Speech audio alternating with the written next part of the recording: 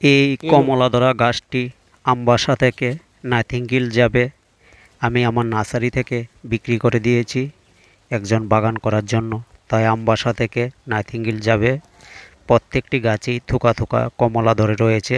দেখুন, দার্জিলিং জায়ান্ট, সাতকি কমলা, ম্যান্ডারিন কমলা, কেনো কমলা, চায়না থি কমলা, ডেকুপন কমলা, প্রত্যেকটি গাছেই থোকায় থোকায় কমলা ধরে রয়েছে। কয়েকটি কমলাতে স্পট পড়ে গিয়েছে পরিচর্যার অভাবে, তাই উনি বাগান করার জন্য বড় গাছ খুঁজেছে, তাই ১০-১২টি গাছ ওনাকে দিয়েছি। উনি নাইটিঙ্গেল একটি কমলা বাগান করেছেন, এর সঙ্গে আম বাগানও করেছেন, তাই ওনাকে দিয়েছি গাছটি নিয়ে লাগানোর জন্য। কিছু পয়সার বিনিময়ে বিক্রি করেছি। প্রত্যেকটি গাছেই থোকায় থোকায় কমলা ধরেছে।